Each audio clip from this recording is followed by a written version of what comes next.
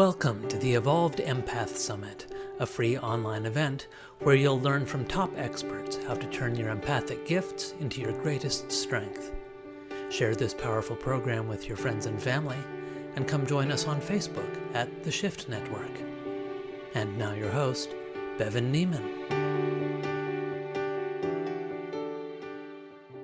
Welcome everyone from whatever corner of the planet that you're hailing from today.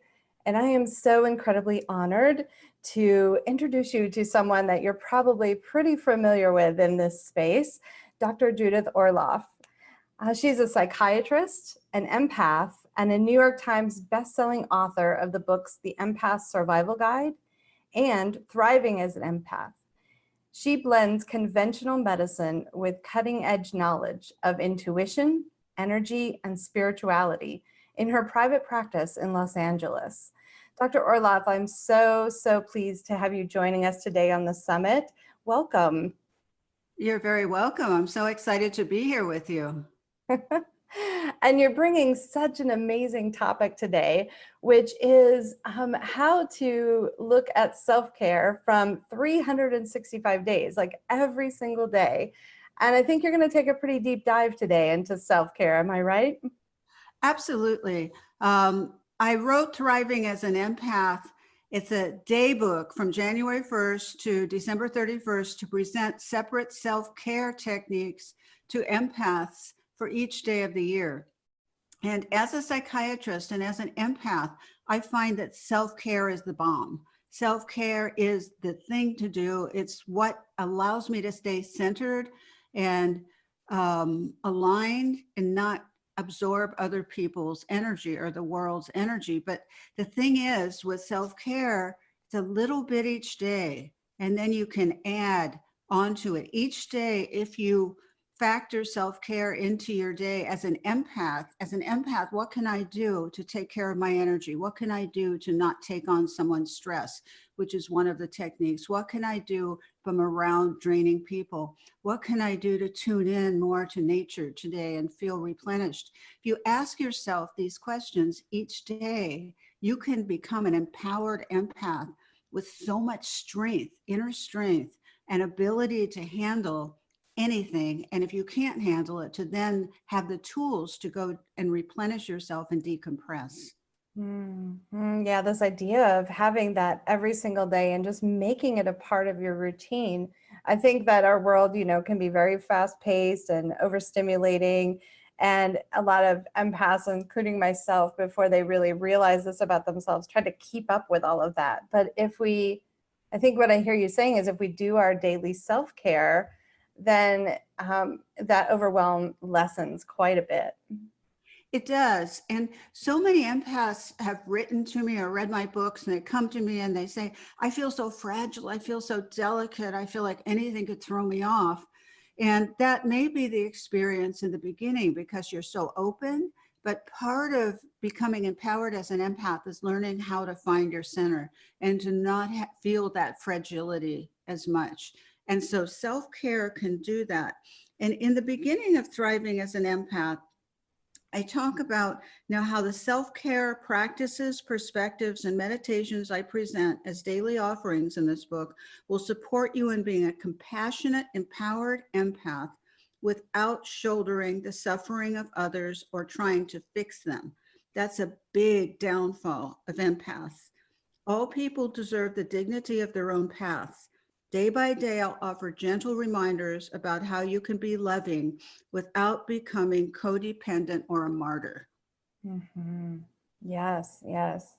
And so talk to us a little bit more about that, about martyrdom and this tendency and perhaps why we kind of tend to fall into that. And then how do we pull ourselves back and allow people to walk their own path? Yes, well, empaths are open-hearted, intuitive, spiritual, loving. They want to help, but they tend to overhelp at the expense of their own energy. And they don't have often the boundaries that they need in order to, say no is a complete sentence. I'm too tired now to go out. I need to stay home. And so instead of doing that, they become martyrs. where they just give their life's blood, and they don't have anything left for themselves. And they don't know how to balance their giving with receiving and also decompressing and alone time.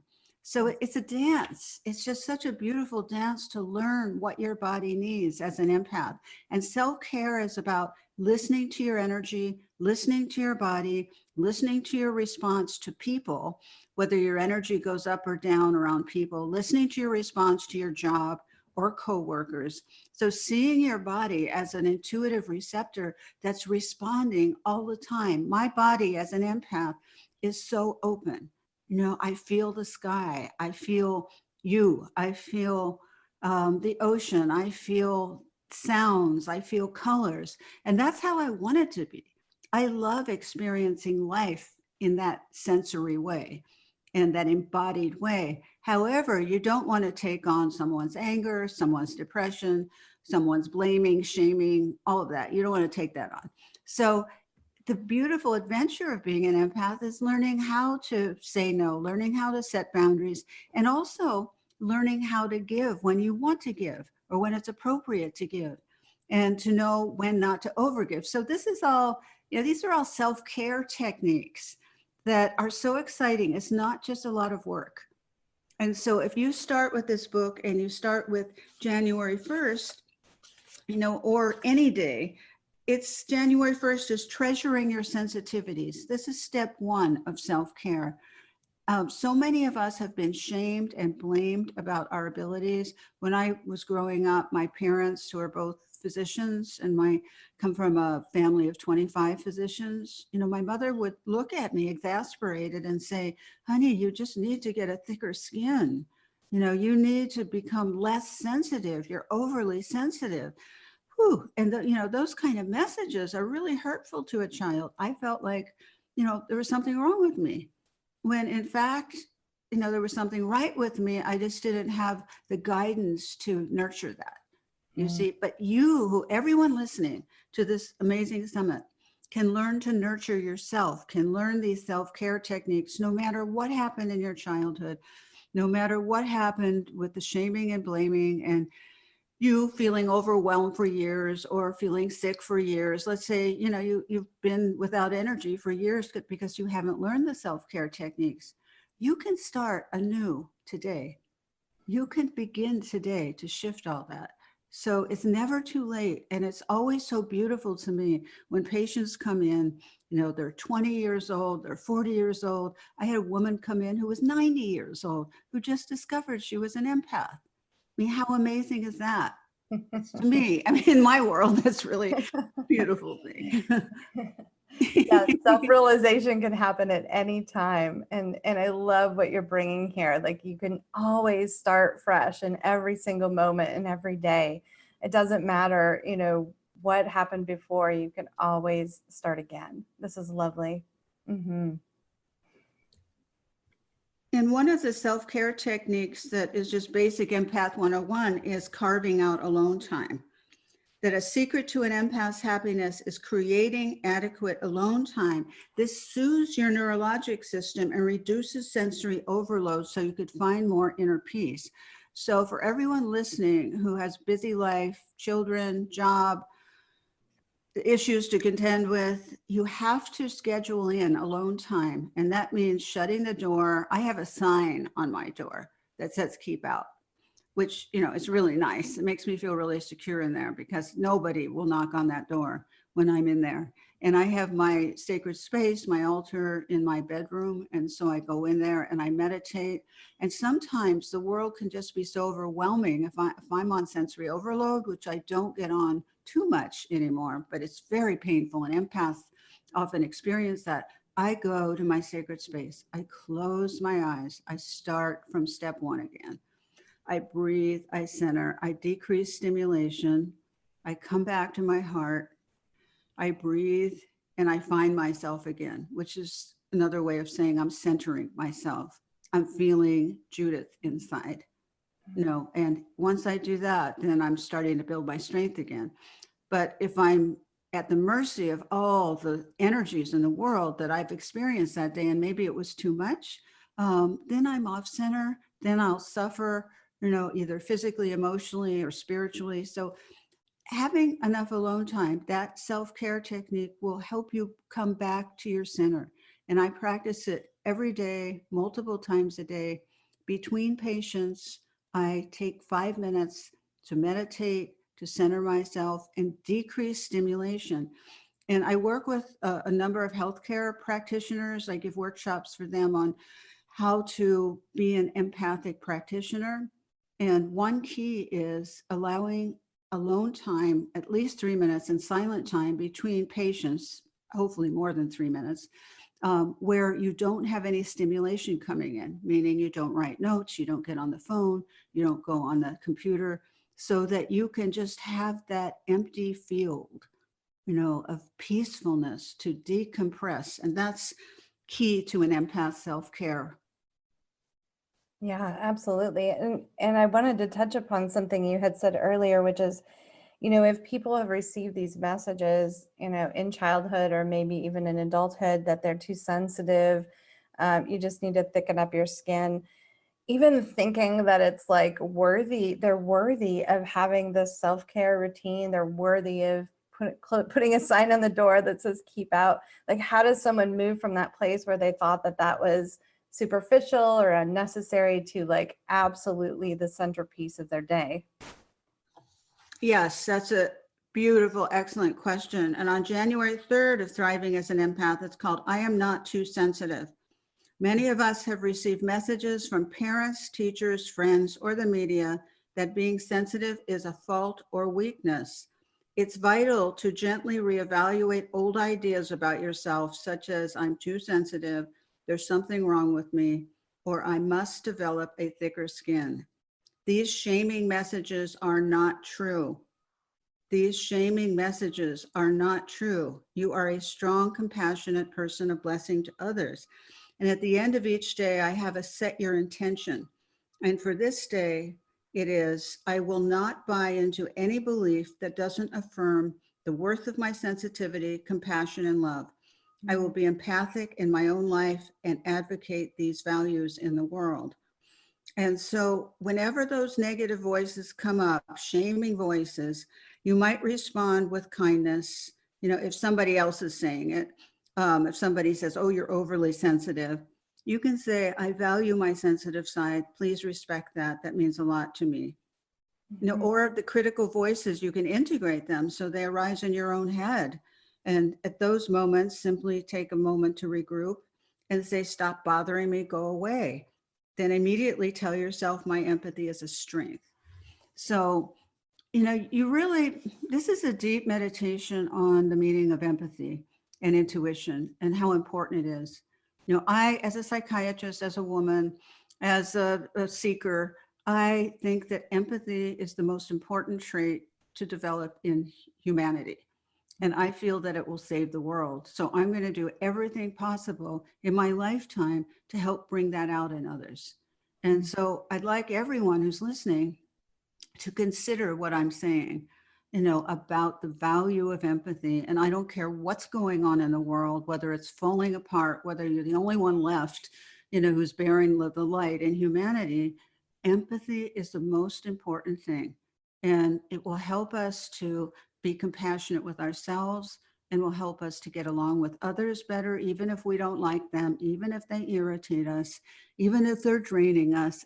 It creates a bond of understanding that goes beyond the personal, which has more meaning than in this world and all others.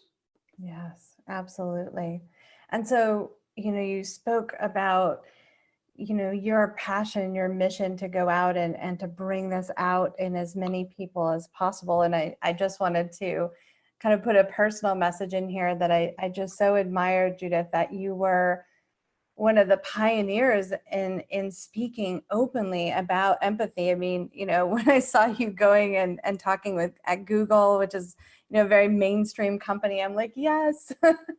and this is, how we can start to shift and change the culture and the value system around us by being this light and this role model. And then when we're out there sometimes that world can be overwhelming. Sometimes we see things that really disturb us. Sometimes, it's really tough to not take on the pain or the struggles of people around us. What did you include in this book and in your own experience to help people with that piece of being out in the world because we need to be there and yet not getting overwhelmed by it? Yes. Well, on January 9th, it's devoted to, is this emotion mine? So for empaths, that's a key thing to learn is how to tell if what you're feeling is your own, or if you're absorbing the emotions of other people. Or let's say, I'm giving a talk and I have resistant people in the audience who don't believe in this at all. They can put out some pretty intense energy. How I'm used to it though. I've had this since the very beginning of when I started speaking, because I understand that people are in their heads a lot. And it's hard for them sometimes to understand what I'm saying because they haven't experienced what I'm talking about. So I want to use the vocabulary that will reach them. I don't care what words I use. I don't care if I call it empathy, empath, intuition, psychic. It doesn't matter to me, but it does matter to other people. So you want to be able to ask yourself, is this emotion mine, or am I taking on the energy of other people? And many empaths get confused and overwhelmed because they're not used to framing their exchanges in this way. So each day you start by asking yourself this question, and you could start, let's say, with 3 people. This is what I suggest in the book. Prior to interacting, notice your own mood to get a baseline. Are you peaceful, anxious, excited? And then observe how your mood changes around somebody. If you feel different, either subtly or dramatically, most likely you're picking up something from them. And one way to tell is to move 20 feet away from the person so you can get a little distance between you and them and their energy, and see if anything changes in terms of you going back to yourself. So some people say what I'm talking about is for people who are exceptionally attuned to life, as opposed to regular people. And I don't think so. I think this is a skill set that all sensitive people and empathic people need to develop to be empowered. I don't think it's just for exceptionally sensitive people. I think it's for everyone who identifies as a loving person and tends to be open to the angst of the world or the darker negative energies of the world and wants to learn how not to take it on. So you have to ask yourself, how am I interrelating with the world? Am I just this big blob of, of flesh walking around that doesn't interact with anything? Or am I this porous energy system with this body and these incredible cells that are in constant flux, constant osmosis, going back and forth with people, with environments?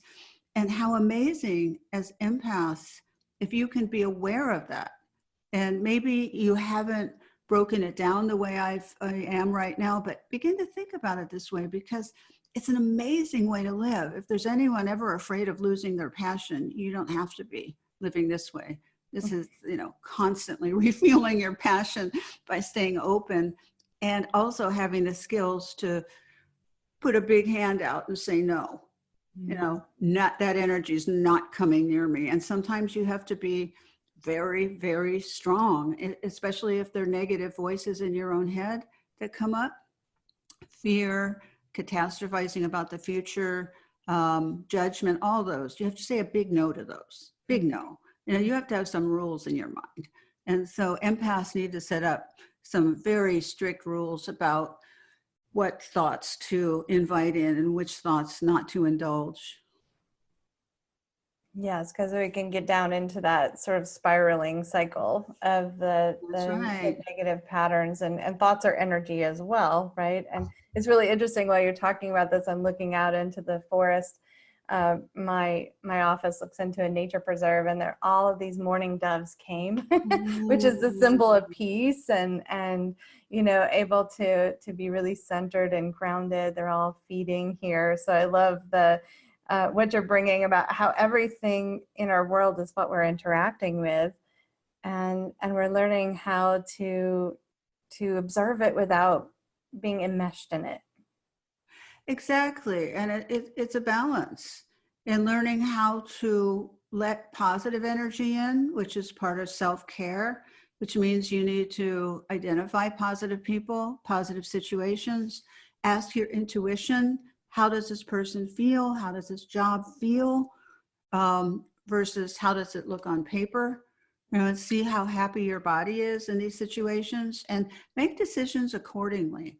There's a lot of empaths that, especially new empaths, tend to second guess themselves, and they don't trust their own intuition. And intuition is a key element to self-care, is listening to the still small voice inside that will tell you the truth about things. Everybody, if you just pause, let's say your mind is very active now. If you pause, you take a breath, and then you allow yourself to be quiet. And if the thoughts come, you just let them go by like clouds in the sky. You don't attach to them, but you focus on something you love, like a sunset or a beautiful flower, or I focus on the night sky because it's such a powerful place for me, the night sky. And that brings me back to myself and out of the chaos of the swirling mind, the monkey mind. So these are self-care techniques. And whether you're practicing self-care by putting a bubble around you when you're around toxic energy, visualizing a shield or a bubble 5 inches away from your skin that could keep negative energy out. That's a technique many therapists use when they're working with difficult patients. It's a technique that you could use at any given moment to erect a shield or a bubble to protect you. Let's say you're in an airplane and you're squished and there's no way to change your seat. You can sit there with your bubble and protect yourself in the confines of that small seat. So you can do that as a form of self-care. So they're really practical forms of self-care. And then there are more nature-related forms of self-care that I feel very strongly about. And that's tapping into the forces of nature. I divided thriving as an empath into the seasons. And I spent time on each season because each season is a different energy. If you have winter, which is going inward, sensing truth. You have spring, which is rebirth. You have summer, which is passion and creativity. You have fall, which is degeneration and death. So you have these different energies that you can tap into no matter where you live. And you can notice the changes of light that comes in winter, which empaths are often sensitive to. So I'm defining self-care in a certain sense as paying attention to the changes in the seasons, as paying attention to the changes of light and the moon cycles so that you can adjust accordingly and maximize your energy. So, that to me is really central to my path. I've been studying Taoism for 30 years, and that's my primary spiritual path. And what Taoism is essentially is connecting to nature and the cycles of nature, and energetically harmonizing with them. And as an empath, that's invaluable to be able to work with the energy of the earth and the seasons to optimize your own energy, clarity, intuition, sense of vision. So as you said, tuning into your environment, like you just shared, which is so beautiful, that if you can feel it and allow yourself to feel it, you sent a burst of energy to everyone listening. I love that. And nature has been just so important in my own path as well. There's a lot of healing. And as you're saying, in the winter, I tend to sort of hibernate a little bit more and go within and sleep according to the light patterns. And this is, this was how our ancestors lived. This is, and we're, as more perceptive people, we're more tuned in to all of that piece of it. Absolutely. And it's so exciting when your body can wake up. Being an empowered empath, learning self-care is a process of waking up your body. And I just have to say that as part of that waking up, you might encounter trauma also from the past. And so I have a section in the book on healing trauma, because empaths sometimes have trauma from their childhood, either being raised by neglectful, alcoholic, narcissistic parents who didn't see you with a capital S, that can cause you to question yourself, or if you were shamed. And so that trauma you can carry with you as an adult. And it's really important to heal that.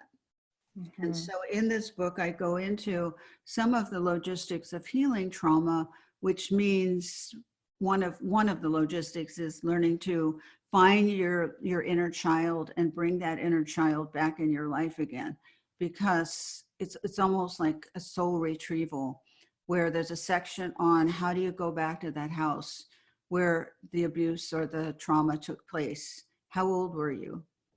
In a visualization, how do you go back to that house? How do you find that child?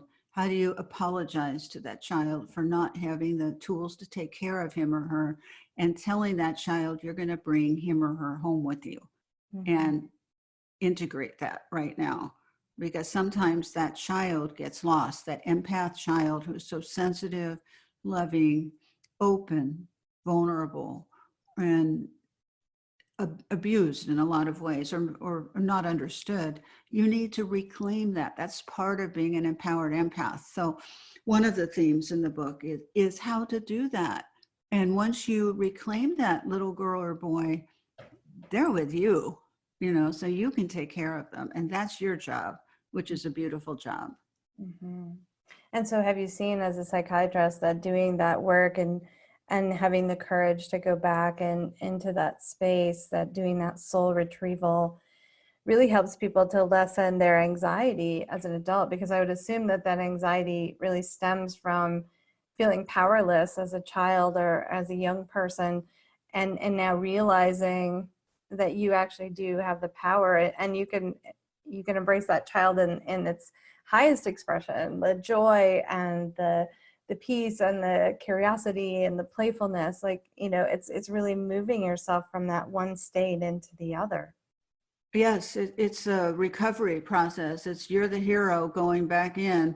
You can't not do this. You have to do this as an empath to integrate, and not to let that child run your life, because that child, when that child is disembodied, that child, the fears that child had, the anxiety, that can run your life, and you don't want that. You want to be the empowered adult running your life, who's taking care of that child when the voices come up. So part of self-care is retrieving that wounded child and forever and ever and ever taking care of him or her and loving it. Bring her home, bring him home. It will make a big difference in how whole you feel. Mm-hmm. Yeah, in my own experience, anytime I've felt that inner anxious child, kind of rising up inside of me, I'll literally give myself a hug and be like, it's okay. I'm 47. I'm protecting you. I'm going to make sure we're okay. You can actually speak to yourself in that way, and it reduces it greatly. Exactly, but you've, as you do, you have to identify what's going on. Unfortunately, with some empaths, a lot of empaths, is they don't know that's what's going on. They're just panicked. They're afraid. Mm-hmm. They're exhausted. And they don't realize one element of that is this. I mean, there are a lot of different self-care techniques. Reclaiming your inner child is a self-care technique. I've done it. I mean, I actually took photos of the old houses that I lived in, and I used Google Earth to find the one in Philadelphia where I was brought up in. And I did meditations on each house so I can see the house where certain things, I needed to deal with. And so just, you can use Google Earth to zero in on wherever you were brought up to find what it looks like in current day, which is helpful to have a visual. But that's only one aspect of self-care. It's an important one, but we got to do it. All of us, we've got to do it because we want to be empowered. We don't want to be our frightened child who wasn't seen, heard, or understood. We want to come from, how can I explain it? When you are empowered as an empath, when you practice these self-care techniques, you begin to shine a lot of light, and you begin to get lighter, and you begin to be able to hold your own in situations that would have baffled you in the past or leveled you. You know, all of a sudden you could say, all right, I'm here with a drainer and this is how I'm going to deal with it, as opposed to, oh my God, I'm stuck, I'm trapped, they're going to get me and drain me, you know. So it's very different. And we can all be supports for one another. That's why I love the summit, is that we can come together as empaths. We're not alone. A lot of empaths have felt so alone, as I did, and lonely and misunderstood. And where's my tribe? Where are my people? And we're here. You know, the great news is that we're all here right now. And there's so many of us. I mean, since I wrote the Empath Survival Guide, I mean, I think it, you know, helped trigger a movement of empaths awakening, because get so many emails, it's so many thank yous. I mean, it's just amazing how many empaths are awakening these days. It is. It's really incredible. And I would just say that, you know, thank you for being willing to be open and to be courageous in that way, to speak publicly about that in your own experience, because that is allowing other people to go, oh, I could do that too. I can be who I really am. And I would say that that's probably a huge piece of self-care, is stepping into your authenticity and living a life that is really perfect for you, and not needing to fit into a particular way or societal or cultural expectation. Yes, you don't have to be you don't have to be in the center of the mainstream. As I know, my parents always wanted me to force me down the middle road, down the mainstream. And I was always going on the path less traveled, the little windy path into the forest that nobody went to. And that's my path, and I love it. And I wouldn't have it any other way at this point. But as a child, it wasn't so easy. So I'm, you know, so happy to offer adults and children and teenagers, you know, the freedom of learning what an empath is, and starting as young as you can to embrace it. Yeah, absolutely. And I know that you have some upcoming workshops. So I would love for you to share, you know, how the listeners today can continue to connect with you and learn more from you. I mean, this is just the tip of the iceberg, what you're speaking about here. Would you tell us, you know, where they can continue to connect with the work that you're doing, and you're, you know, continuously bringing out new ideas and new strategies that really help people to be empowered. Yes, so I'm giving an empath replenishment support retreat in Los Angeles, April 25th and 26th, for empaths that come from far and wide and network in a beautiful place with each other in Los Angeles. And one is in Pacific Palisades one day, and one day is on Santa Monica Beach. So it's for us to come together. And then in March, I'm giving a workshop for healthcare practitioners who are empaths and anyone interested in self-healing at Multiversity 1440 Retreat Center, March 13th through 15th. And you could find out about this on my website, drjudithorloff.com. And I have an online course there for empaths. You can get Thriving as an Empath and do an empath immersion with the Empath Survival Guide, Thriving, and the Empath Empowerment Journal. So I have all these things that you can avail yourself of, and I hope they help you awaken and become free and be your authentic empath self and shine your light wildly throughout your entire lifetime. Absolutely. Absolutely. It's amazing tools and resources that you have to offer. And, you know, Judith, if there was a sort of one last piece of advice or wisdom that you would like to share with everyone who's tuning in today, what would you leave us with? Just have faith in yourself. You know, have faith in your empathy and your goodness, and know that that's the most beautiful thing in the world, and that you need to do everything possible to support that in yourself.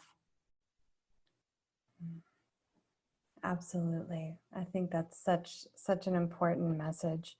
Thank you so much for your willingness to come on and to share and connect and everything that you do to help move this movement forward. It is indeed a movement of consciousness, awareness, stepping into our empowerment.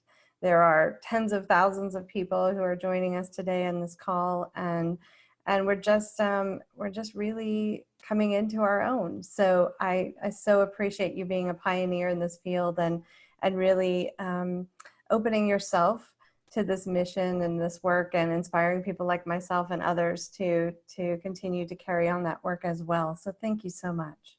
You're very welcome.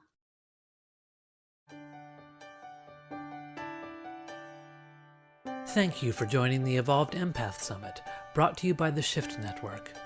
To learn more, visit evolvedempathsummit.com.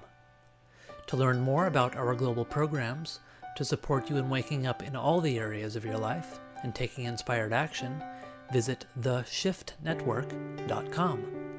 Thank you again for joining us and for sharing this empowering path of embracing your empathic gifts with your friends and family.